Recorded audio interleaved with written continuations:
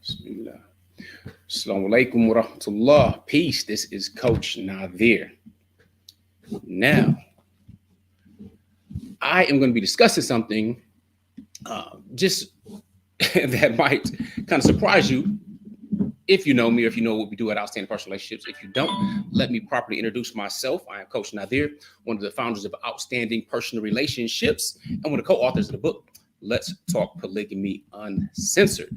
With that being said, I am broadcasting right now to the wider community and I'm going to give you a moment to get in. Maybe go ahead and grab some popcorn, grab something to take notes with or whatnot as we discuss polygamy in modern times. Now, this is a live call-in show. So if you are watching from either YouTube or Facebook and want to participate, ask a question, have a comment or whatnot, then feel free because I will be dropping the link for that.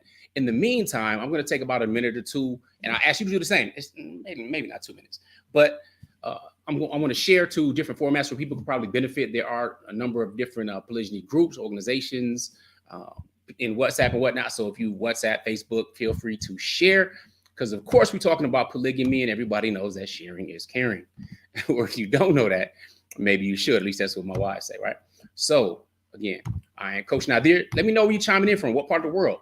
You know, what part of the country, if you are in the U.S., where I am from.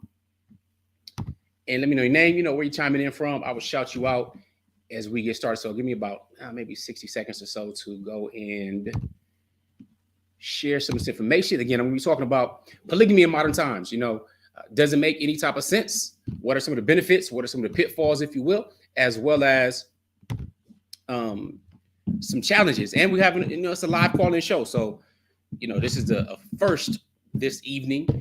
Streaming in our community at Outstanding Personal Relationships, or our OPR community, which is oprcommunity.com. And hopefully you can hear my audio. If you can hear my audio, give me a thumbs up because I'm solo right now. My wives aren't with me. But if you can't hear me, let me know that everything is good. While I share this, I will greatly appreciate it.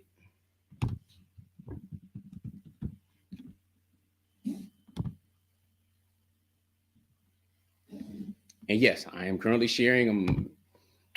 I will be watching the comments, at least on Facebook and YouTube, and of course in our private community. If you are streaming from our private community, of course, you're going to get priority when it comes to any questions or whatnot. And at the same time, if you want to participate live, I mean, you don't necessarily have to share your camera or anything like that. But if you do want to, you know, ask a specific question or something, want to address live speaking with me, then you will have that opportunity. Let me see. Yeah, like I said, I'm trying to share this stuff, and being in front of the camera and behind the camera sometimes is challenging. All right, so before I get started, though, let me ask you, what do you think? You know, when it comes to polygamy in particular, is it something that's, you know, something that's just old and ancient? It's not needed anymore, just needed for, you know, a certain time period. You know, you think that there are many benefits. I know that there's a lot more publicity and exposure today when it comes to different television shows and so on, you know, for entertainment purposes, at least, when it comes down to it. So, you know, what's your opinion on that? You know, what you think just right from the gate, if you will, about it. Of course, I'm becoming, you know, from my perspective, a little more biased, but I try to be objective as well, and potentially be able to assist you with answering some of the questions or concerns that you may have.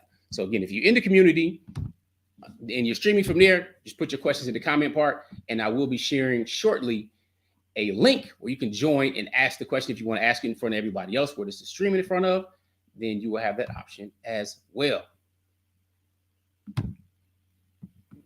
Try to get some things done. Sometimes the internet want to act funny, and technology is your friend of me.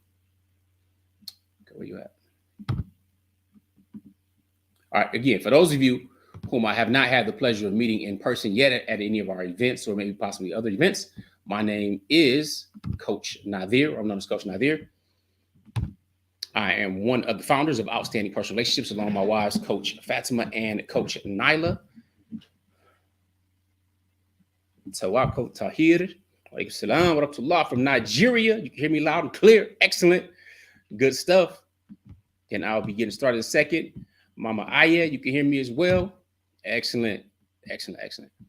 All right, so here's the thing. Let me go ahead and get started. I shared a couple spots, so if you can share as well, we'll greatly appreciate it. Again, it helps with the algorithms, and also helps empower other people who may not be here or available at this time. Like, you might be in Australia somewhere, and the time zone is a lot further ahead.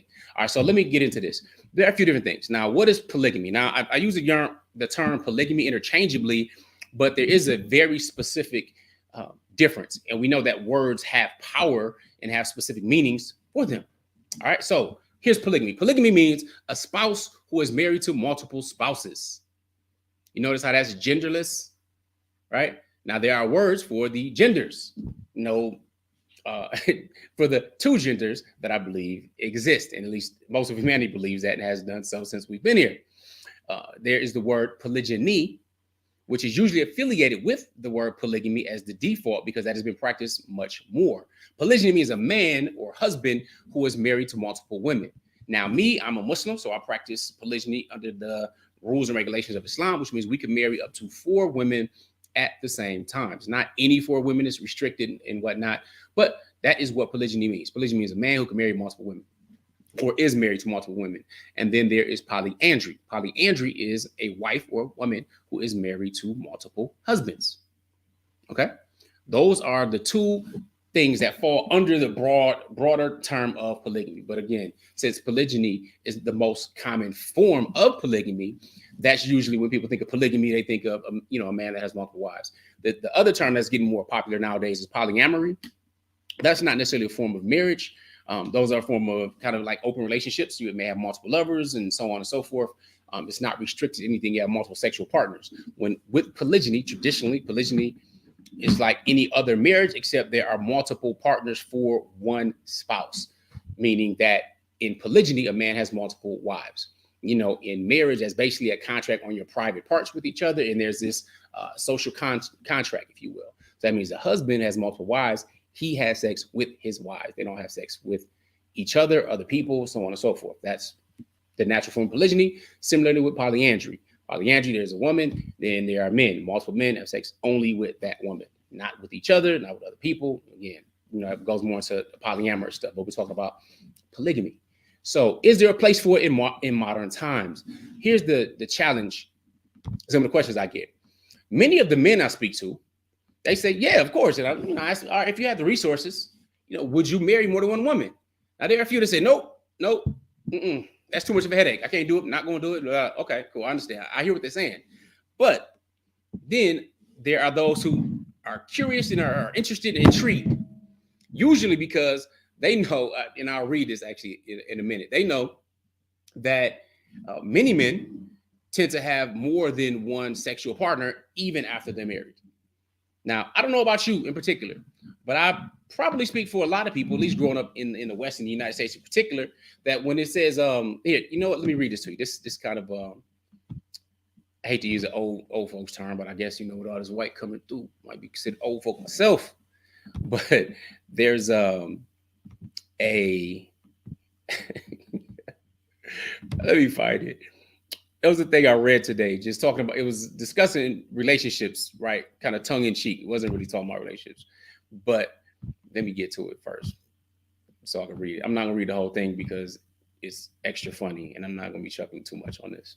I know some people don't think I should be smiling at all. We had, this one particular individual say, you know what? Polygamy is not a laughing matter. You take it as a joke because you're laughing. Like, really, you're trying to tell me how to communicate. It's interesting. Nevertheless, let me find this thing because come on, man, I would be taking all day. I guess I should have had it set up. But again, it's live, so you're not behind the scenes. You see everything live, and we are going to have a call-in show. So I'll be dropping a link in the comments on Facebook and YouTube and our community. If you want to join me live, ask any questions, something like that, I can bring you on to speak. You don't necessarily have to be on camera unless you want to, which is fine, or not. So come on, where you at? I shared this thing. You know what? Go to my phone. It's easier than dealing with the whole computer in front of me. So pardon me, people. Loretta, I see you. Walaikum assalam, sis. Good to see you as always, or good to see you here, as we've met only virtually. Where we at?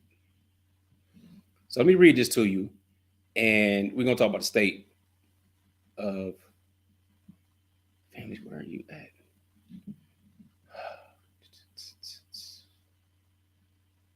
You know what? Let me go to the person I shared it from, because evidently it's better there. All right. So here's the list. And the list goes like this. It says, here's a list of women who have been cheated on. And I'm just going to drop this right here because it's funny. And some of these people, for ranking purposes or maybe, just tabloid stuff, have been listed amongst the hottest or most sexiest women on the planet, which is, that's ridiculous. But so let me read this list. It says Beyonce, she's at the top of the list, and she's actually at the top of the list according to many people that she's one of the sexy women alive. Nah, I don't think so at all. But nevertheless, Beyonce, Halle Berry, and this is literally what it says. I'm not talking about you in particular because, of course, I don't know you. And even if I know you ain't talking about you, anyway, I'm reading the list. Beyonce, Halle Berry, your mother, Gwen Stefani, Bahati Prinsloo,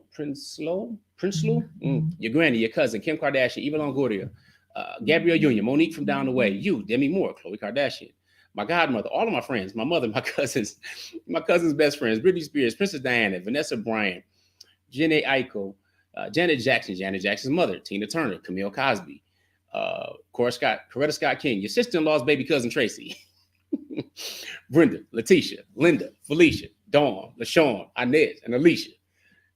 Kind of figuring who that is? No, maybe from the 90s you should get that.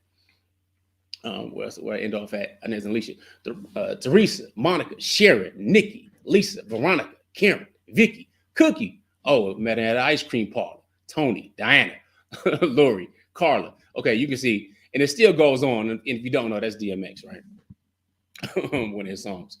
But it talks about this, and it talks about this cheating thing, right? Now, does any of that resonate with you? Do you know anybody that's been cheated on? Anybody close to you, maybe, perhaps? Self, aunt, mom, cousin, grandma, anybody? No, the reason I'm asking you is because that tends to be a lot more acceptable today. And have any of these people stayed with that same individual, and maybe the same individual continue to do other things and cheat and continue that type of behavior? Okay. Now, I'm not saying polygamy is a solution for cheaters, because it's not. All right. Cheating is a moral issue. It's a moral issue. So if the person has, morality issues, they don't give a damn, don't care, they're going to cheat. They're going to do whatever. This is not going to solve that problem at all whatsoever. But let me tell you about polygyny, because polygyny is a form of marriage. There's traditionally monogamy, there's polygyny or polygamy. Okay. It's a form of marriage. It's a contract. It's commitment. See, men don't have an issue discussing polygamy in general, but most first won't ever practice it. And the reason is not because they don't want to. It's because what it requires of a man to practice polygyny. Since it's a commitment, it's much easier to cheat, like a lot of these women I just went through going through this list. All right. So here's the deal. Polygyny means you provided for this woman. You're providing for her. She's a wife. Now, I know people, oh, no, that's like legal cheating or something like that. Like somebody in the comments, Jeremiah Lavelle says, bro, you've been cheating on your first wife for as long as you've been married to the second. No, actually, cheating is infidelity. That's what Reverend Jesse Jackson, Pastor John Gray, Tariq Ramadan, name it, politician in your area, what have you. Maybe your mama, your auntie, your uncle, and all that can also attest to it. Not that they're free, because if they were free from immoral behavior, then there wouldn't be shows like Maury Povich, which make phrases very common, like, you are not the father. So women aren't, free of this either. The difference is we're talking about marriage. Marriage requires that a man become more, as we are raised as men to be protectors and providers. We know what our roles are. Now, again, there's this whole talking about modern women and a lot of changes and different expectations and entitlement and privilege. A lot of this is true. A lot of the feminism has crept up with different behaviors and so on. However, a man is a protector and provider. When it comes to polygyny, you protect and provide for your wives, plural. Then you get those who say, this is wrong, it's immoral, blah. Interestingly enough, I don't know if you believe in anything, any type of system, any God, anything that is some creator of this universe with which we live in, has created systems within our bodies that we have yet to even understand. But in every single a book that claims to be revealed scripture, whether it's the Torah, the Injil, or meaning the Old Testament, the New Testament, or the Zabur of Prophet Dawood, Prophet David. You're talking about the Quran, the final revelation. You can talk about Hindu revelations. Every single religious scripture actually has polygyny practice within it. So whether you're talking about Abraham and his two wives, his first son Ismail from his wife Hajar, or they call it Hagar or whatnot, or his wife Sarah having Ishaq or Isaac, yeah, he had multiple wives. So did Prophet Musa, Prophet Moses. Matter of fact, when I was Christian and I was raised up in a Christian school, going to school every single day, even studying the catechism, even though I was Lutheran, which is under the Protestant banner, we learned, or we were taught at least, that Prophet Solomon had 700 wives and 300 concubines. 700 heads of state, if you will. 700. They call him the wisest man that ever lived, and also one of the most wealthy. But you have to be extra wise. 700 wives, that's a whole nother level of game. But with that being said, this is in every scripture.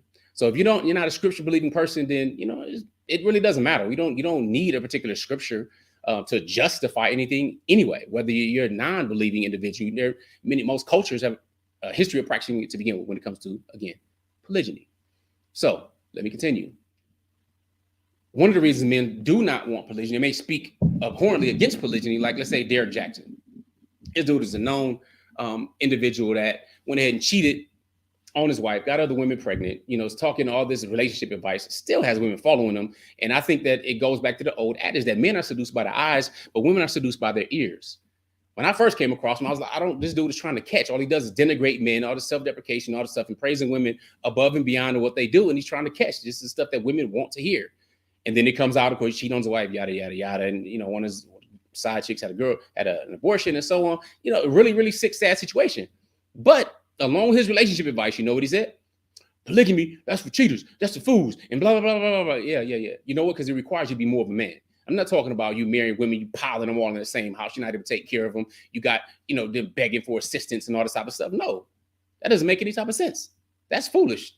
That's a different level of pimping. If you are a man and you're protected, you're providing, you're doing what you need to do, you're not looking for financial help from somebody else. If you're looking for other people to build with, you need to get some brothers on the same page. You got a vision is moving for their family to go ahead and get what you need to get. You don't get women, you all go work a job at $10 an hour, you bring it to the house. That's foolish. At least to me, that doesn't make any type of sense. I'm talking about legacy lifestyle. So yes, I'm married to 2 women, but from these 2 women, I have 10 of my biological children. Okay. And also I have 2 bonus children from one of my wives. So she had 2 children before we even got married. So that's 12 children. All right, and with these, building them up and working. I'm not, working a job. I'm happily unemployable only because of the skills that I had to invest in me before embarking on the journey. So a little bit background on me, if you don't know, I've been married to Coach Fatimah for 27 years. I married her when I was 19. So yes, you're calculating it's right. It's right here, you're going to tell. But with that being said, I was married for 15 years before choosing to practice polygyny. So we had 6 children already. Everything else had a functioning household. I was growing. I matured. I evolved. If you wouldn't chose to practice polygyny. Now, did I do it in the best way? No, not at all. You know what I'm saying? I went ahead and got married. I was approached and so on. Long story short, went ahead and got married. And I let, Coach Fatimah know after the fact. That's not best practices. You know what I'm saying? There's reasons why I didn't. I understand why some people may not tell the wives till after the fact and so on. But, and we can talk about that. We discuss that as well if you want to, because I'm going to drop this letter in a minute, or this link in a minute. So if you want to get on, you want to talk, you want to get your voice heard, let's do it. Let's get it. So with that being said, though, we had to learn best practices. So after, making mistakes and doing stuff back-asswards and, trying to figure it out, only because the information and resources wasn't out there. People have been practicing polygyny for the longest. I don't care if you're talking about your religious leaders. I mean, imams practice it, scholars practice it, all that, especially in Islam, but they're not teaching you how to do it in a practical fashion. They might teach you the rules like, yes, you can do this, you can do that, and so on. But when it comes to living with another person, understanding and increasing your emotional intelligence, making sure that you're stretching your leadership, making sure you have your financial acumen and everything in place so that should something happen, your family's still taken care of and not dependent on others. So they're not teaching this practical stuff. So there's a lot of blame to go around. I don't care if you're talking about blaming imams or you're talking about pastors and ministers or priests or whatever. Again, every single spiritual book talks about polygyny. And the prophets and those whom these books were revealed to, for example, usually practiced polygyny. Okay? So, and some people say, oh, Isa or Jesus, may peace and blessings be upon him. He never practiced nothing. No, he didn't. He didn't even get married. But one thing he did say in Matthew was that I didn't come to change the law of Moses, but to fulfill it even one iota. And I'm not getting on a whole spiritual or religious debate thing here, because we likely come from different backgrounds, religiously. But I will let you know, he didn't come to change anything. He said, when he was called the Prince of Peace, he said, I came to bring a sword to separate, father from son, mother from daughter. So he was bringing the spit and the truth, which is he brought the gospel. He's the Messiah. We know this as Muslims. We know he's going to come back. It wasn't crucified or anything else. But again, this is not a theological discussion. The point I'm making is that the most righteous people that have brought at least the majority of the people on the planet, their belief system, practice polygyny, have polygyny in their books. So with that being said, do I think that there's value in modern times? Let me ask you a question. Is single parent households an issue? Is that a concern? Is it? Is that draining on economies?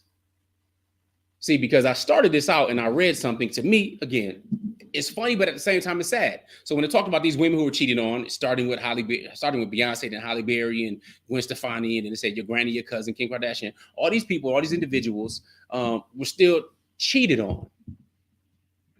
Interestingly enough, most men, as myself, also feel that polygyny is our natural disposition as men.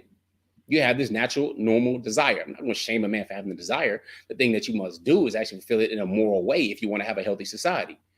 And I think it was Malcolm who said, you can see how the level of your society or your consciousness is, if you will, by the way they treat our women. So is it a solution to a modern day problem as I feel it is? Or is it somehow just some shady, shiesty stuff? See, because here's the funny part. We are familiar with terms like jump downs, bust downs, side pieces, girlfriends, mistresses. All of these things are known. And from them come bastards. There's even a term for that.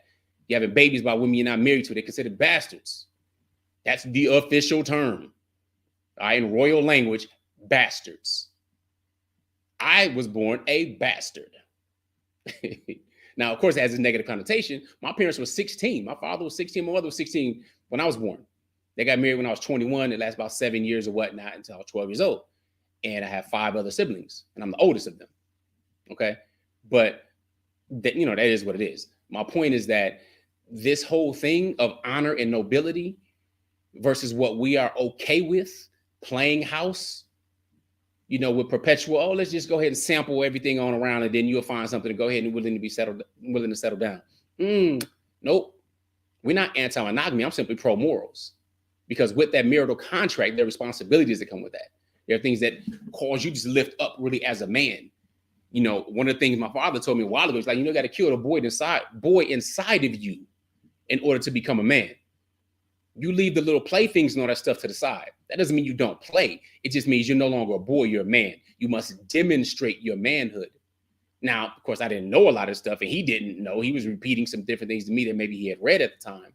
But I'm just saying, there are requirements for those who are men, not just post-pubescent males.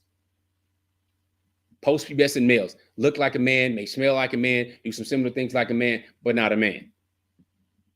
You can't be honest about it. You running around behind it. You cheating. You bringing STDs home. You have illegitimate children and stuff out there. Try to talk slick because, again, we know in general, women are seduced by their ears. He sounds good. How many times you talk to a man so you know it was love at first sight? Yeah, the woman was like, I wasn't even interested in him. But then I got to know him. He got to this and personality-wise and blah, blah, blah. Next thing you know, he copped her. And I'm going to do some videos about lessons I learned from Eddie Murphy. And I'm dead serious. When I was a kid, when I was a teenager and watching Raw and the different things I learned from Raw. Don't worry. It'll be suitable without the language issues, but I'll be dropping some of that. Nevertheless, let me go ahead and anybody want to go ahead and any questions? First of all, if you have some questions that you want to ask and you are on Facebook and YouTube, all you got to do is put some question marks in front of it. I can address it. Or if you want to plug in, I will be sharing the link there as well. Matter of fact, I'm going to share this link first with those in our private community. So I'm with them on a weekly basis, and every 2 weeks I come to you here. This is the link. You can click on to join. I'll be able to let you in the studio. You got some questions, you need some clarification, you want to make a point, let me know the deal. All right, let me see you chime in. Matter of fact, also, let me know where you're chiming in from. What part of the country? What state? What's your time zone? Where you at? Again, we got some Nigeria in the house representing. Our sister Loretta, I think she is in North Carolina, if I'm not mistaken. Fahad, I don't know where you at though, bro. But he said, wait. Let me say. Did he have to use the same words? Talk about what I read about the women who got cheated on. How do you deal with the scorning due to this practice? Renzo, what do you mean by scorning? All right, this can go both. This can go both ways. So what do you mean by that? Give me some clarity on that. Or in a couple seconds after I drop this line, if you want to get on, talk about it, you can holler at me. Zaima, alaikum salam. This dude Jeremiah says, bro, you've been cheating on your first wife as long as you've been married to the second. I think I addressed that. Dope law, good to see you in the house, bro. Peace. So JYJF says, so the women who are rich can also marry multiple men, boys too, right? Part of polyamory they can, or if they want to practice polyandry, they can. Look, people can do whatever they want to do. Right now, you have people who cannot reproduce naturally. Okay? They cannot reproduce naturally. They can absolutely get married. What? You say what people can do? People can go right now and murder somebody. They can absolutely do it. They have the freedom to go ahead and do it. It's not right, but they can do it, right? I was sickened by this story I just heard in Kansas City about this white supremacist who kidnapped these girls, these young black girls, young black women, murdered two of them, and held, at least for the last month, a little over a month, September sometime, girl in the house, repeatedly raping her, not killing her, torturing her and everything else. She just escaped like a week ago. Went to the neighbor's house and stuff like that. Now, the neighbor community activists throughout the neighborhood was saying, listen, women are getting abducted from here. Black women in particular getting abducted. Went to the police. Police brushed it off, made a statement saying, no, it's not. We don't believe you, whatever. Thankfully, she escaped. At least one of them escaped. I can't imagine the trauma. But this is the world that we live in. This is the world, well, it's the country, and that's down in Kansas City, Missouri. Unfortunately, it's not as uncommon as you think. Someone like me, I can't watch that show Dahmer like it's entertainment. It's sick to me to see the jokes and the memes and the things about it. You know why? Because I'm from Milwaukee. I remember that. I was there. I remember the summer. You know what I'm saying? I know the places. The chocolate factory no longer exists. That's not funny to me. This is real life stuff. These people don't have protectors. Well, we live in a country where you have serial killers free. We have no idea how many. But yet, I believe last count was 100-something thousand black women reported missing. So I'm just saying, this is the world that we live in, not naive to these facts. So can they go ahead and marry multiple men? They can. Now, the kind of man, see, here's the challenge with that argument. My wife did a video about that. Do we want multiple husbands? See, the thing is that women are not just simply men with vaginas. And men are not simply women with penises, no matter how they try to define the term or how they choose to identify. That's not how it is. No matter what, you're not going to be able to change your DNA. So your XX and your XY chromosomes will forever be different, no matter how many pieces you try to chop off or inject on or whatever else. Not going to happen. See, this thing today's Monday. And depending on when you're watching this, but today's Monday. So every Sunday right now, it's that season. Any given Sunday, you're going to see testosterone-filled football. Matter of fact, by watching football, it actually increases your testosterone hormone, fellas. So, that's just something we do. It gets in us. We get excited about it. Women don't understand that, but I'm just saying. The point is, men are different than women. So when there's anger or eruption, or we express a feeling or an emotion or response to being hurt or disappointed with anger or raising our voices, that's much different than a woman may do. She may emote and cry. That doesn't mean there are some women that go ahead and they go to other extremes that are anomaly, but I'm just talking about, again, in generalizations. Men tend to be physically stronger than women. Does that mean all men? No, don't come with the all extreme arguments just because it's ridiculous. But men and women are not the same. So, trying to say, well, if they do this and they do that, can they do that? Ask how many women. Matter of fact, go home right now as a woman and ask your husband, ask your husband, do you mind, or do you think there'll ever be a time that he'll be open for you having another husband? See, we forget the rights and roles and responsibilities. And of course, if you just 50-50 with stuff and you just do all the same types of things, I have, again, 10 children. So we're talking about, biologically speaking, 4 daughters, 6 sons. Yeah, they all know how to do very similar chores, but my boys do different chores than my girls have. All right. So they work in their areas of strength mainly. So it'd be a whole lot more violence, if you will, since especially the 100 most violent people on the earth tend to be monopolizing that. And their hormones or their DNA says XY. XY.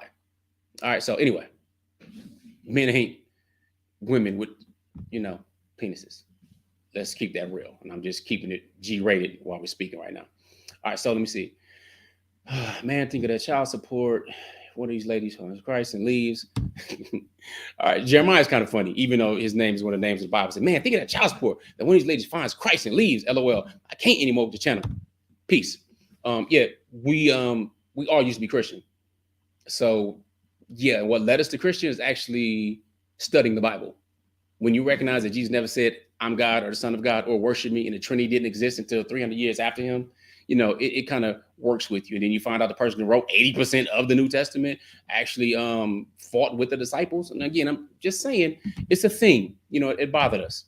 Nevertheless, dope law, no problem. But I'm gonna put this in a second. Let me check in the community, because if you are there, then you already got access. All right, I see you quiet. I see some questions over there. No problem.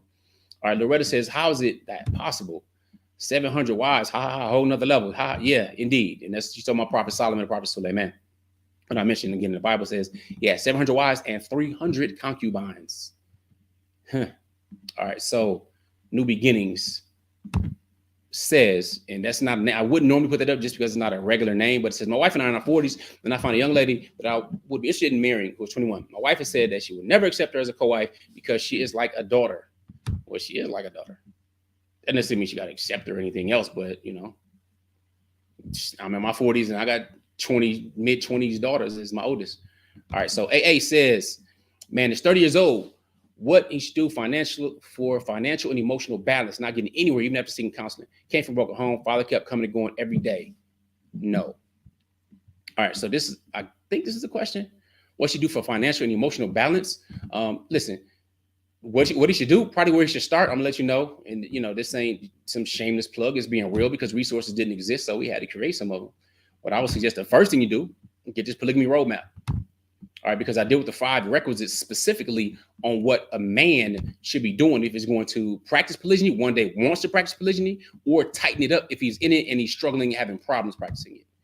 Okay, so there are 5 very important areas that a man must step up in when it comes to practicing polygyny. Matter of fact, you can go to polygamyroadmap.com. If you look at the bottom of your screen on Facebook and YouTube, you will see the URL. So polygamyroadmap.com. You can go get it from there for men or for women as well.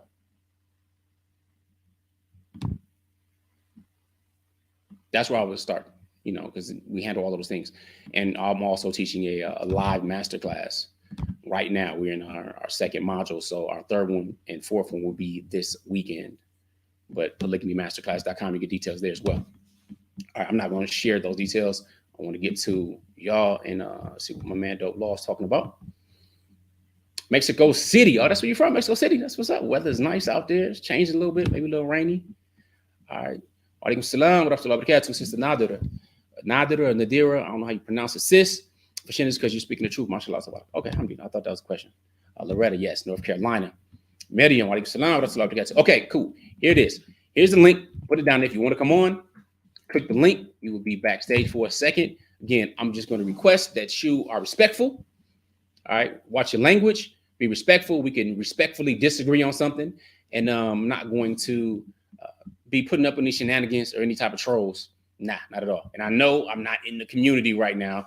This is in Facebook and YouTube, which is not our private community, but I'm also streaming in our private community as well. So with that being said, there's a link. Click on the link. You'll be able to connect. If you got something to say, you want to share something else, no problem. All right. So Renzo says, scorning of society, family, former friends, practice heavily scorned in America. How do you handle it? Okay, listen. It takes several different things. Of course, one of these is leadership. You have your financial aptitude, you have your mental strength, and of course you have your emotional. Now, here's where the challenge comes in general for men. When you're talking about just at a base level, men, we built, again, to protect and provide. Well, part of that means hunting. That means going to war. That means on the base level, without all the technology that we have just in the last 50 to 100 years, we haven't been flying in the air that long. But human beings have been around a lot longer than that. We haven't been driving in cars that long. You still horses and buggies and so on, right? So this is relatively new technological wise. Hence where was the beginning of the 19th century, the average lifespan, I would be considered an elderly man. Because I think it was the average lifespan was like 40 years old. It was either 39 or 40 years old. That was it. Where now it's about double, depending, especially upon what state you're in right now. So the world has changed a whole lot, technologically speaking. Now, here's what I mean. So when you say, okay, scorning of society, family, former friends, as a man, you have to increase your emotional aptitude. So when they say not caring what others say, you really have to get a thicker skin upon not caring what those who don't have your best interest at heart mean. See, for me, it's a much easier. You know, I disowned all religion. I didn't just go from Christian to being a Muslim. I was not interested in Islam when I was younger. I liked Malcolm. I liked the movie. I thought the women were beautiful and they were disciplined, but it was too much discipline for me. All right. When I gave up Christianity, I was like, I know God exists, so I believe it's God. But you know what? What I'm doing right here, this ain't it. So I disowned it. But with that being said, then I went on a whole search. I started looking at Buddhist scriptures. I started all Sarah Offset stuff, ancient Kemet, religious scriptures, all kinds of stuff I was looking at. I was not interested in Islam because I was like, look, I had the Bible. The Bible is proven I have all these errors and these challenges and all this type of stuff. The Quran is written by man, just like the Bible is written by men. So I was disingenuous and not objective and saying, you know what? I just said, this is a problem, so that's going to be a problem. So whatever. And plus they too disciplined, and I'm not giving up my women, my weed, and my baby back ribs. Yeah, I said exactly that, bro. I ain't giving up my women, my weed, and my baby back ribs. Now, why I share that with you is because I was a teenager at the time. You know, I became Muslim. People was like, yo, this is a phase. This is ridiculousness. You know what I'm saying? They disown me.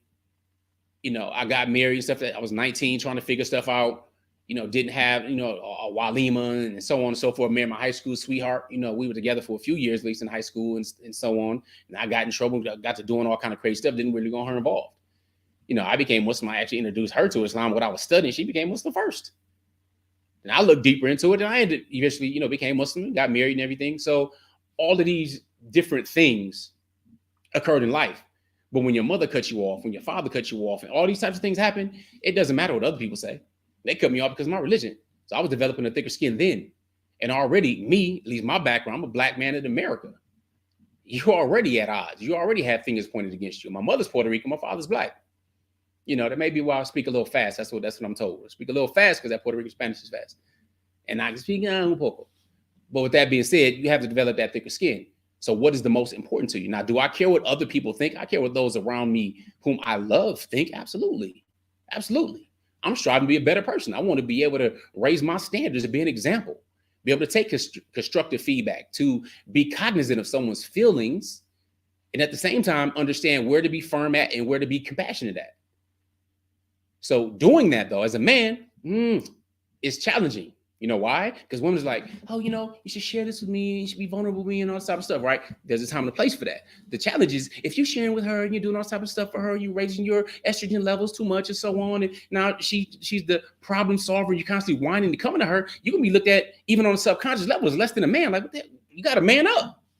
That doesn't mean you don't cry. That doesn't mean you don't know in when to have balance. That just means that you have to know and work on yourself with which to how to lead. Some stuff you just deal with you. Bills are late. You got to get stuff done. You got to hustle. You got to make stuff happen, move stuff around. You might be losing sleep. You might get up early in the morning because you're praying because you can't sleep, and you getting extra prayers in, trying to make sure that you get some type of answer or something opens up to you so you're more conscious of it. And you know, if you might bring that to your wife, that may cause other issues and challenges. And so you need to know when to express. Now, here, a couple of resources on that. For example, Winning with People. Today Matters. These are some of my favorite books, or by my favorite author, John C. Maxwell. He's one of my favorite authors. So that helps you increase your emotional intelligence there. Or Beyond Mars and Venus, really understanding the emotional and hormonal changes that a woman goes through every monthly cycle. You know, and cycle, I'm talking about not just the actual menstrual cycle, but the whole cycle for the month, the hormonal cycle, knowing about progesterone and estrogen and all her different levels, and when to emote, when to do pair bonding, all this type of stuff. Man, it's a whole nother level. So I let brothers know, and I haven't even explained it yet on the new training I'm doing, is how to really get on your GQ. What is your GQ? I'm not talking about how you look and how fresh you are. No, I'm talking, what is your growth quotient? What are you doing to grow? So if I ask you, what are the last 5 books that you read on leadership, on money, on currency, on world history, on emotional development? What are they? And if you can't name that you've ever read or even listened to on Audible or free on YouTube, Carol Dweck's Mindset, then that's where you need to start. But if I ask you what's the last 5, you probably can't be in my circle, because we're going through at least a book a week, because we know we have to grow, we have to shine, we have to get all the stuff that, at least for me, my parents didn't give me. All the stuff that the religious leaders didn't teach us about this other form of life, while they was chasing and messing around with these people over here and the choir and so on and so forth. Like that's just what it is. No, we choose morality over here. We choose morals over here. So anyway, with that being said, good question. But again, I'll suggest that polygamy roadmap that's going across the bottom of the screen. Grab that, get the requisites, and go from there. Yep. Ari, yeah, my women, not my woman, my women. My weed, my baby back ribs. All right, one more question. I'm going to bring on Law and Zaima. I see you. Salams. What is the ideal step to practice this correctly? One large home, compound of several apartments for the wives. I definitely prefer one house for all the wives. Well, again, I'm Muslim, and you Muslim. You said salam, so I would assume you're Muslim. With that being said, a woman has a right to her own space, and a wise man gonna give her own space. I think a queen needs pretty much her own area. They design the way they design. They make a home feel the way it feels. They want their own kitchen. They want their own space and area, and I prefer it that way. You know what I'm saying? You have the ability to have variety and stuff. You can leave at home. We've lived together only when traveling. So going traveling different events, it might be a big Airbnb or something like that. So, on a short-term basis, maybe up to a week. And that's fine. You know what I'm saying? That's cool. We're traveling. But no, we don't prefer that. I prefer women. And then at the same time, it's not just me. Now, if it was just me and married just 2 wives, what I'm saying? That's different. Again, my first wife and I, we have 7 children. So my second wife, and I don't like to use the term instead of your initial wife and your subsequent wife, but we have 3 biological children together. Then she also has 2 more. So we have 5. That's 12. Now, they don't all live with us because they're different ages. I have 2 daughters that are already married. They moved out. They're with their husbands and stuff like that. So not everybody's in the same house, but we have big families. So ideally, one will have her own residence. So prayerfully that help, bro. There's a lot of stuff that's going on when it comes to being, all right. So most of the cameras are on. I'll pick up something. All right. So we got Dope Law and Zaima Beloved. Welcome. Assalamu alaikum. So you can unmute yourself, or if you want to be on video as well, feel free to unmute yourself and share your video. Make sure that's good to go. If it doesn't work, I'm gonna take you off the screen and y'all gotta fix it, and then we'll get it done. But you could also send me any type of private chat if something's going on or wrong with your stuff, and then I can pull you out as well. So if you are available, Zaima and Dope Law, Lawrence, what's up? Hey, assalamu alaikum. Assalamu alaikum. Can you hear me? I can't hear you, bro. I can see something moving, but I can't hear you. Oh, you can't hear me? Nothing? Yeah, okay, can you hear me now? I don't have you muted. Okay, everything can on you this hear me side now? is good. That's your side. So I'm going to move y'all out the way. All right, this is Zaima. You ready? I can see you. Assalamu alaikum. Assalamu alaikum. I can't hear you, though. I can't hear you. Y'all can hear him? I don't know. You can hear him? Oh, man, hold up. So that's on my end? No, it might be on my end. I'm not sure why. My phone's not muted. Sometimes my microphone will be trying to act like my speaker. So they can hear him. That's good. Assalamu alaikum. Let me do this over here because I can't hear her either. So it's definitely on my end then. Where we at? Where my device is. This is the first time thing for me, so we'll at least hear sound settings.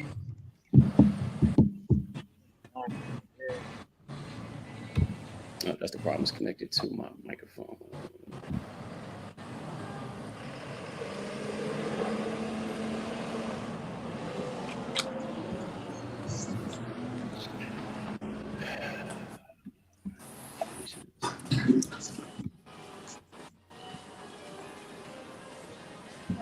Change you, homie. Here.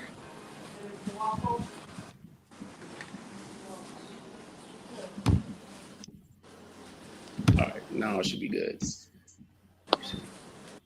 Okay. Assalamu alaikum. No. Alaikum salam wa rahmatullah. I should probably take Sorry this about that, off. sis. I'll be with you in a second. See, I plugged in my mic, so it's reading my mic as my speaker, and that sucks.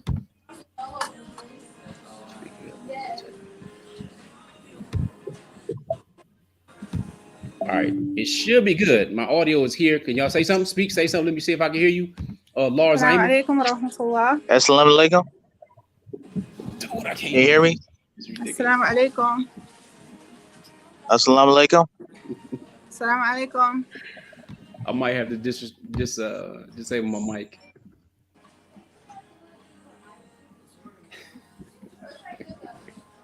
Yeah, this is live behind the scenes stuff right here. All right, volume, where you at? Come on. Let me say more. Input.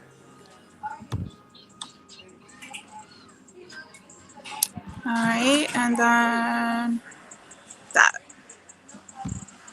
Did that fix it? All right, let me disconnect. Say microphone. You should still hear me from the laptop mic. And I can hear, but you can't hear me, I don't think.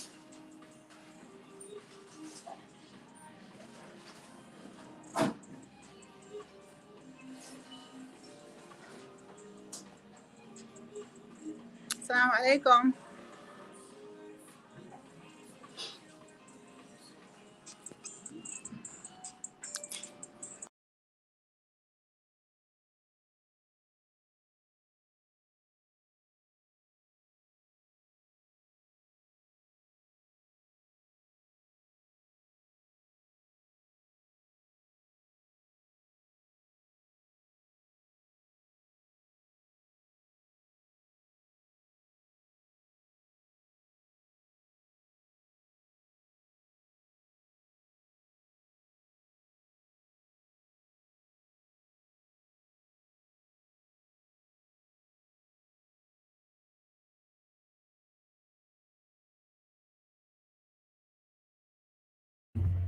I'm muted over there like that for real. All right. Can you hear me? Can y'all hear me now? I hope you can hear me. Is that would be really janky if you can't hear me? Really, like I done messed this whole thing up. Just trying to bring somebody on. Come on now. That's foolish. Testing 1, 2. Y'all can hear me, right? Okay. I can hear you. Ring, so that's cool. But I still don't hear you. Lost. You talking? I saw the what you call it? Yes. Yeah. Can you hear me? You look like you're saying something, but I can't hear you. Oh, this sucks. All right.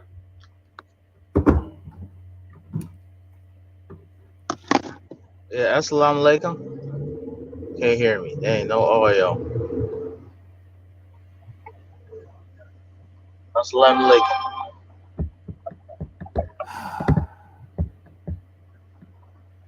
Assalamu Okay, you can alaikum. hear me. That's fine, but I can't hear. So that's not gonna. I mean, I can talk to you, but I'm trying to hear my man Law and Sister Zaima. They here and everything, being patient with me, and I'm over here with the technical issues.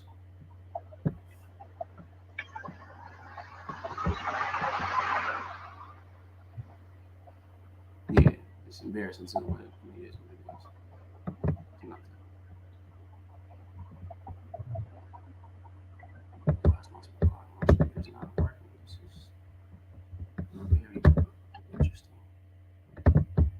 All right, y'all.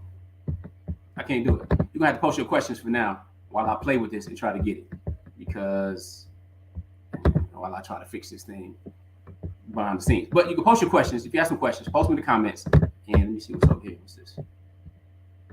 Okay, so y'all can hear me, which is fine. Thank you, Law and Zayn.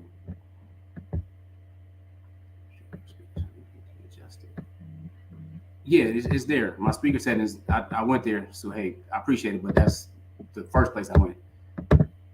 So yeah, it has my default speakers. Everything else ain't no hassle. Matter of fact,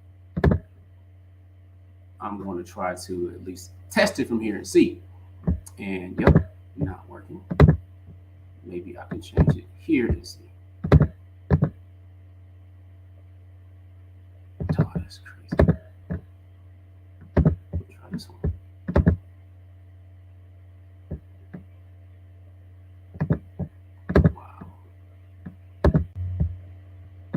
All right, whatever. That's not working. So then that means I can't do this today. I have a link and all that stuff for you, but my audio's not right, so I need to get that fixed. That's extra janky.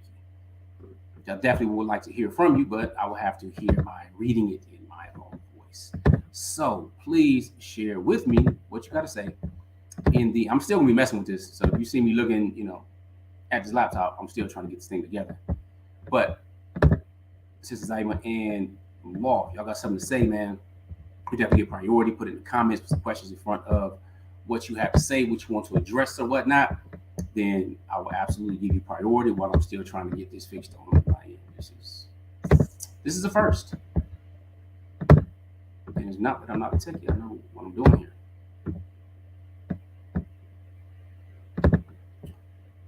Anybody have any other questions here? Matter of fact, you should. I'm going to let you know how to ask questions so I can find it quicker when you are making comments. Again, polygyny or polygamy. Is it a solution in modern times? Or is it a bigger problem than it is a solution in modern time? That's the question that's really on the floor. What say you in the chat?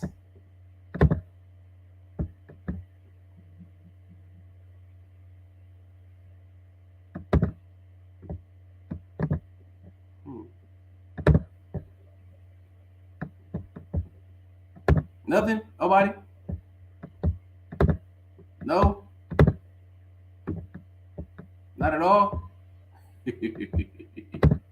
All right. Well, if that's the case, I've been here about almost an hour. So we can get ready to.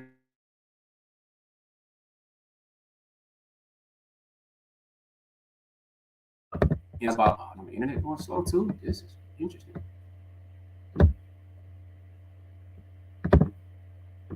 All right. So Suhaib said, you know what? My Bluetooth connected? All right. So Suhaib says,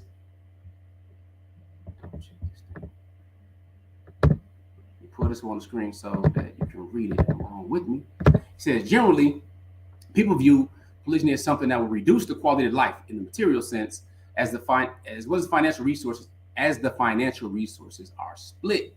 Any thoughts on that? Yeah, of course. I mean, there's a scarcity mentality when it comes to that. See, because we can all have these general agreements, right? Think about this. Is marriage good? People will be like, yes, in general. You have those say, look, men, they take the brunt of the losses when it comes to marriage. They share their assets, all this type of stuff. And, what do you bring to the table? That's the woman, right? Financially wise.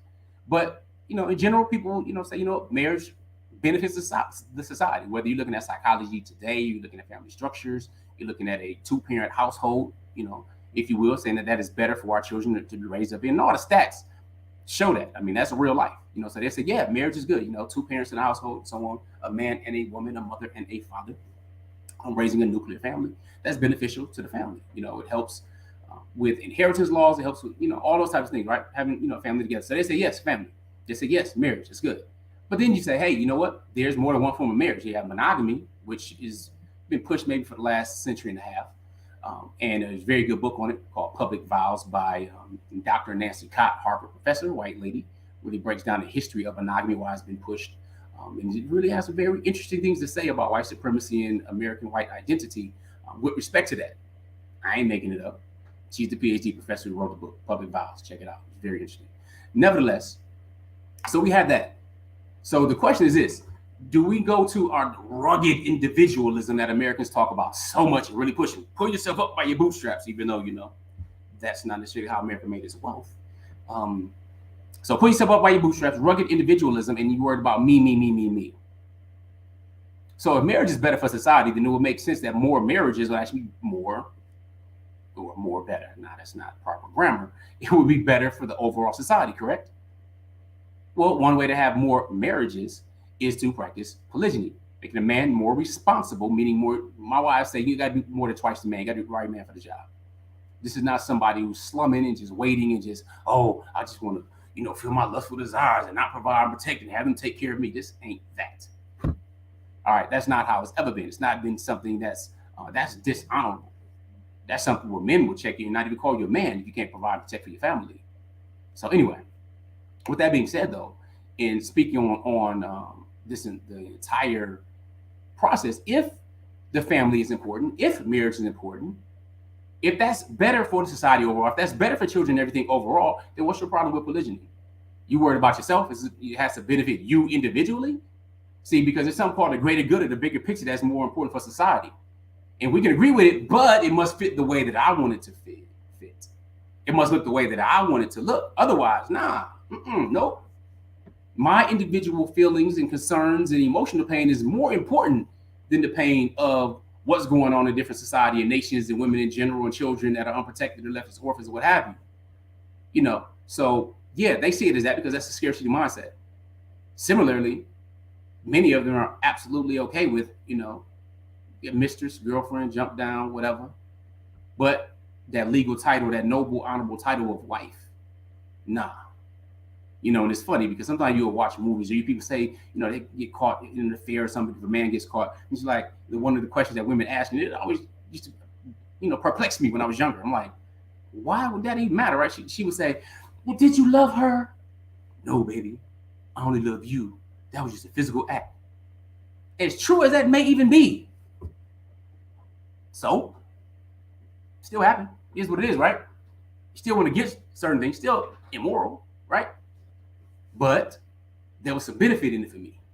Whether it's the house or it's cheaper to keep or it's I don't even need to name, the individuals, but that's more accepting and accommodating than expanding your love and taking care of another fam and having a more stable society.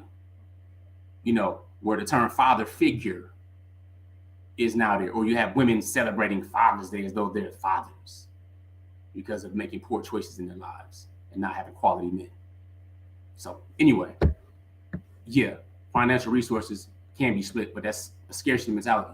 I believe a man should want to be working on yourself before you choose to practice polygyny, where you are able and more capable of taking it to the next level. Man, I should have made you a moderator. Law. And you see that fool posting his spam and stuff in the chat, but I got him. No worries. All right, so hey, appreciate that question, bro. And I wish my speakers are working because it'd be nice to have you on. Still sticking with Tanya. I don't know how you pronounce it, sis, but said, yep, still in our stigma in our society about it, of course. All right, it's an even more necessary solution, says Zahra. It's an even necessary solution now more than before because of the number of women equal to men. Agreed. Now, these numbers are a little skewed because, again, when you look in the United States, for example, there's 4 to 5 times, or, put it like this. The last stats, I think, was 2010, maybe 2010, the 2010 census. It could be 2020, but I don't recall. But basically, if every marriageable man, an adult male, got married, there'd still be over 6 million women unmarried. 6 million unmarried. Now, here's the funny part. Here's the childish thing. People say, well, because worldwide, there are a small number of men, more than women. It's like 50.5%, right? Of men on the planet. It's like, what's enough men for every woman? Is that really the case, though? Think about it. Is that really the case? Is that how we get married? Is that how it is? Like, I have 100 people living on my block. 50 are men, 50 are women. So they all, guess what? They find their mates right there. We don't take into consideration many other factors, like one, attractiveness, intelligence, chemistry. If these men even like women, or if these women even like men. Kind of important, right? We don't take into consideration a lot of characters, moral character, if you will. So whether they're addicts, whether they're molesters, whether they're physical abusers, like these things don't exist, man. Every 18 seconds, a woman goes to the ER with broken bones or blood coming from intimate partner violence. And women are not the only victims. So yeah, that kind of goes out the window. And if you go to some places, I think Houston is like, for my community, for Black people in particular, you got 6 women to every man. You go to Atlanta, it's almost like 20 to every man. It's crazy. And again, that's accounting for men that don't even like women. So yeah, sad situation. But even more necessary, no doubt. And we need more men. We need more leaders, regardless. Marriage and polygamous marriage, better than sleeping around, of course. Again, it's not a solution for that because that's a moral issue. It's not going to stop a person from sleeping around. You know, you get married in polygamy. That doesn't mean a man, oh, I'm polygamy, I have 2 wives, 3 wives. And he no longer cheats. If that's a decrepit individual, he will. It's not going to stop me. But, you know, I understand what you're saying. Only men of taqwa would approach their wives by polygyny if it's just about lust. People don't even talk about it and just do it. Of course, that is haram. Okay, cool. Here's the thing. That's actually not correct. Okay? Only men of taqwa will approach their wives about polygyny. What do you mean? You mean talking to the first wife, getting permission or informing her, something like that? Because that's your opinion, which, you know, you can have your opinion. If it is just about lust, listen, a person can get married for anything. Now, that's not necessarily what we would consider a good thing to just, oh, I'm just lustful, I need to marry another wife. You know, because, of course, marriage is about protecting your private parts. You know what I'm saying? And one will do, you know what I'm saying, should do. But extra, you know, with that, with marriage, mean that you actually should be doing the deed. You're supposed to be doing your job, you know, from that part as well. But if it's about lust, that's fine. A person get married on lust. You know, ain't nothing wrong with that. Again, it's not deeper. There's no other high-level philosophical reasoning and stuff for it. That's not something that can be justified. I'm going to help this person and help that person. There has to be no altruistic reasons for practicing polygyny. All right, so don't even talk about it and just do it. Of course, that is haram. Then when you start making Islamic rulings like that, saying it's haram, then you need to provide you dalil and evidence for that. If someone wants to get married because they have a stronger sex drive than their wife, for example, okay, then we need proof where that's actually not allowed. And there is none from what I know. But if you do have something, bro, feel free to share that. So Saima's okay. Okay. Our sister says, man, I wish I had you on, sis. Again, shout out to Allah. When we go next time, you will. My speakers be working. I'll test everything in advance. All right. I'll ask my question here. How important is love in deciding if you should marry within polygyny? For example, if there's an emotional connection, but there are not ideal circumstances for polygyny, ideal circumstances such as agreement from the initial wife and enough finances, if those are not present, is it good for the pending secondary wife to wait until the circumstances become more ideal? All right, here's the thing. Why? If you're Muslim, and I know you're Muslim because, you know, Zaima Habib, you're Muslim, right? There's a process that we do, and even non-Muslims do, and I'll suggest they do. All right. So, for example, non-Muslim, when I was a non-Muslim, it was about, you know, the man asking for your hand. He would go to your father if you were in a home where there's a father and ask for your hand, or that father figure to ask for your hand in marriage. All right. So these are customs where men deal with other men. In Islam, there's the wali or wakil. There's the guardian and there's the representative of the woman in negotiating things, investigating, trying to figure out what's going on. This is very important, especially because there's a hadith of Prophet Islam where he states that marriage without a wali is invalid.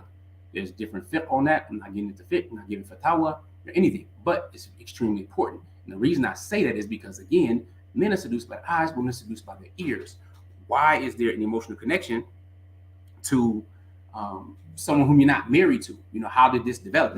Now you can see somebody just like in love, and you can feel, you really can't control that at all. Like, oh, I love this person. You know, like when I was younger, I loved so many. I was gonna marry Vanity. I was gonna marry all kind of people when I was younger, Janet Jackson, all that, right? But I thought it was love. It wasn't. Nevertheless, with that being said, though, these emotional connections can be a challenge because they can cloud your judgment. But that representative that you're working with, your father, your mahram, is working on your behalf. They're there for a reason, you know, especially if you are, if you're practicing and you're aware of your environment, society, because now good game recognize all game. Now I'm responsible for 5 women, 5 daughters, 4 biological daughters, and my bonus daughter. All right, 2 of them are made in monogamy. That's what they wanted. 3 of them, the remaining 3, they want their husband to practice polygyny. They've never been in any relationships, none of that stuff. All right, so considered high value, protecting themselves and protecting their value and everything else, right? So that's what they're doing. And that's what they want in their lives. They've seen their parents, how they demonstrated it and so on, what we're doing and everything else. But they want that. But now, if they have any interest in someone, they can bring me who they're interested in. I've investigated a few people and stuff like that. And if they're developing emotional connection, I can bypass that. I'm having emotional connection to this guy. I need to make sure he's going to be doing what's right.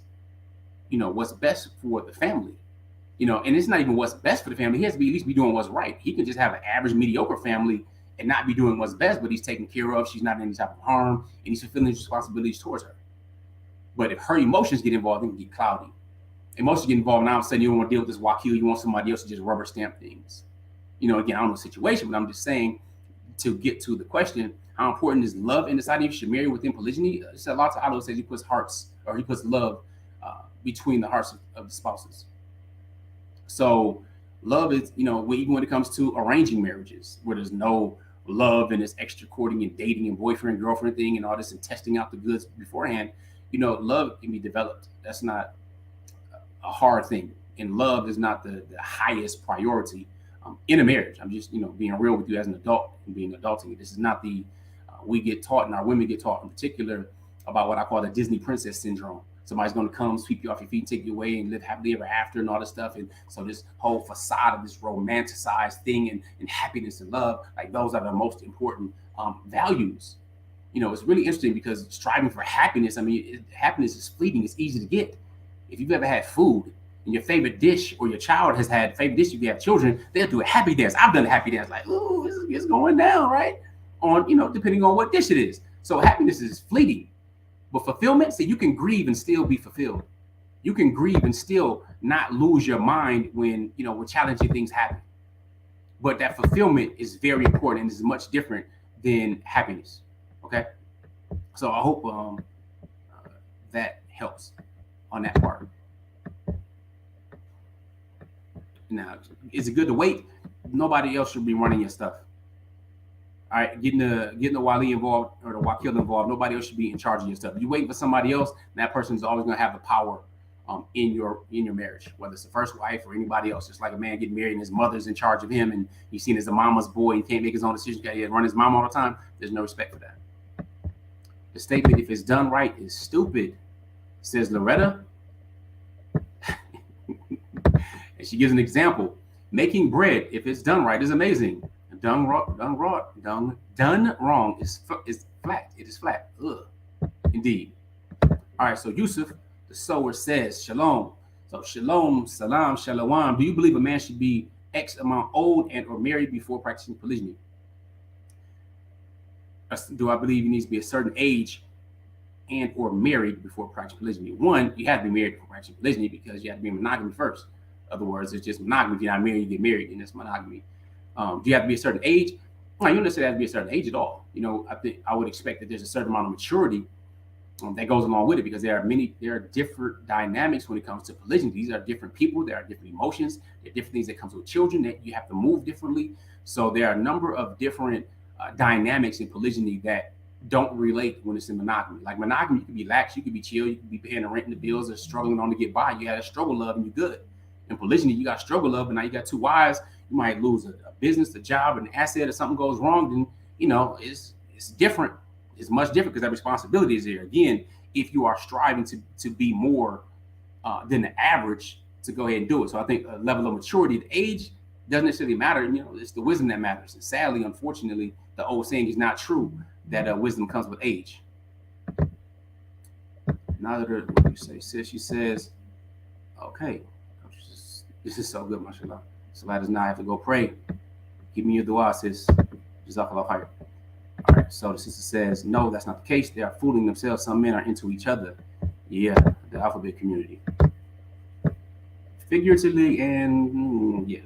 All right, so can you explain what justice in polygyny looks like from an Islamic perspective? Well, justice looks like agreements.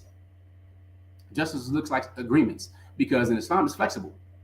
There are some basic parameters when it comes to fairness and being just. So agreements. And what I mean by that is some people say, well, sis, don't forego financial support or, make sure all the time is equal 100%. They can agree to whatever you want to agree to. Somebody says, listen, I'm traveling. So, or not even traveling. I have a wife in this state, I'll spend a month here, spend a month there. Or I'll spend 2 weeks here and then maybe 3 weeks over here. Now, if they agree to that, that's their agreement. I wouldn't advise anybody to just capitulate to that, but they can make their agreement. So whatever they agree to in an agreement and fair and just, that's on them. Alhamdulillah, Islam allows that flexibility. It's not something that's rigid, breaks you over your back. That's like similarly when it comes to the Prophet Islam. All of his wives have their own homes. Now, can some people live together? Yeah, they have that. If they agree to, yeah. But they have a right to, women have a right to have their own home, their own stuff, their own area and stuff like that as well.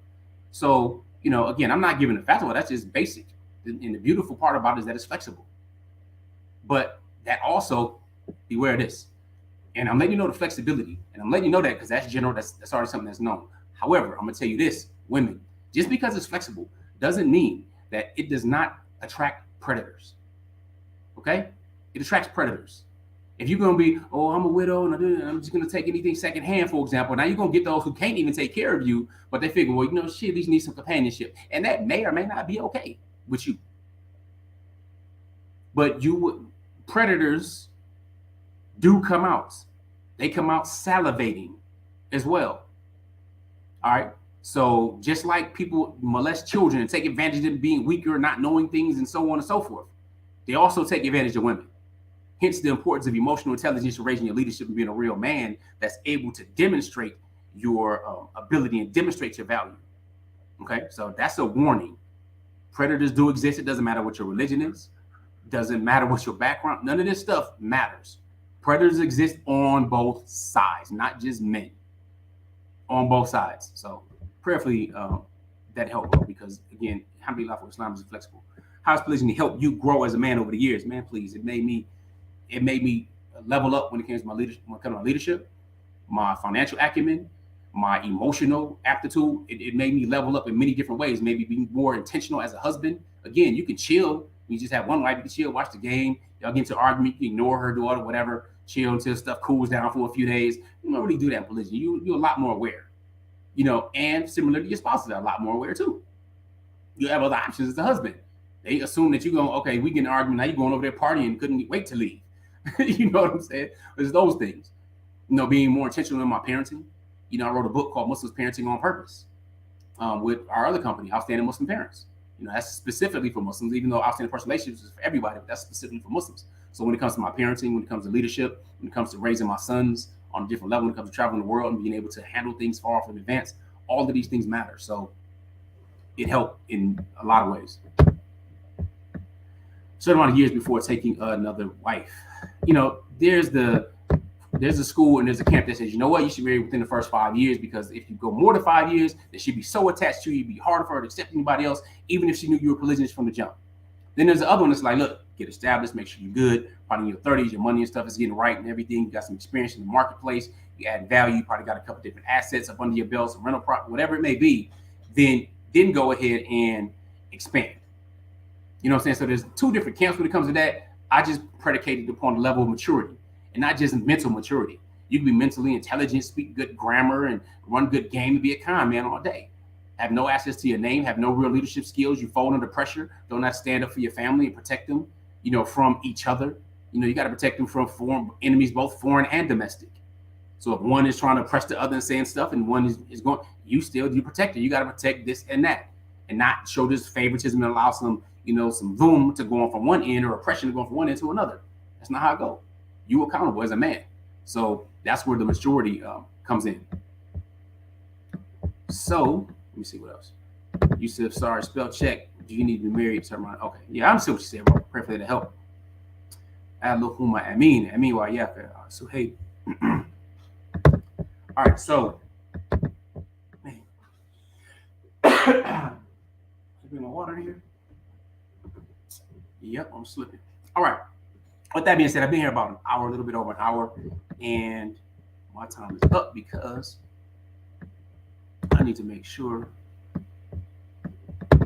that I take care of a few different things as I prepare and continue to prepare for this polygamy masterclass this weekend. So for those who are interested, for the women who are interested and the men who are interested in really learning more about polygyny, if you don't have the polygamy roadmap ebook, then make sure you go to the URL that's on the bottom of your screen in a couple seconds, as soon as I can find it, right here, polygamyroadmap.com. You get the one for men or the one for women. Of course, we have a polygamy masterclass that I do for the men and my wives do for the ladies. Additionally, when it comes to having a private community, like when I say I'm streaming in my private community, where I'll put the link at first, I am doing it there. So the community pretty much has access to everything that we're talking about and we go into more detail. We can direct, DM us there. We respond quicker because our social media inboxes and all stuff fill up pretty quick, and so on. But you can get information or just join there. I mean, it's free. Or you can join the King and Queen space too. But you go to oprcommunity.com. Of course, OPR stands for Outstanding Personal Relationships.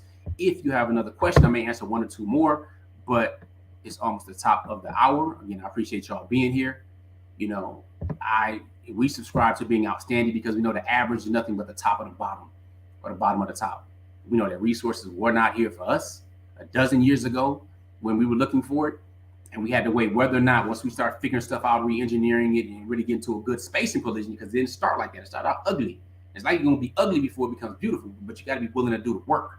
That's why GQ is so important, that growth quotient. So since these things weren't here, we had to decide, are we going to just remain private and do this like most successful polygynous people? Or are we going to go ahead and teach, get more benefit, get more baraka? Change this, at least change in some people, make things better where it's not a taboo anymore, where they have a voice to go ahead and speak about something that's immoral, where you can produce children, they can come from it, you could demonstrate value, where you're adding value to the community. And Allah Ta'ala is Al-Hakim, and He allowed it. So marrying 2, 3, or 4. But if you fear you cannot do justice, then 1. And if we're okay, women, with our husbands walking around as though they are incapable and unjust, but we want to hold on to them so much so, keep holding on to them. But for those who are good, those who are fulfilling their duties, those who are men, and they want to practice polygyny, know that there's something bigger than you on this planet. And if he makes it to Jannah, he's going to have a minimum of at least 2. So anyway, I hope that helped. Appreciate y'all. Keep me in your du'as. Muslims, keep me in your du'as. Appreciate you. If you want, again, the book, the masterclass, stuff like that, come see us. And my wives also, I need to let them know, because some sisters definitely want to reach out when it comes to coaching or counseling. They do coaching and counseling, both of them, Coach Nyla and Coach Fatimah. You just go to their website, so CoachFatimah.com, go to the counseling website, or CoachNyla.com. Go there. I do not do counseling or coaching. I do coaching, however, not until February. I think it's February, the end of January.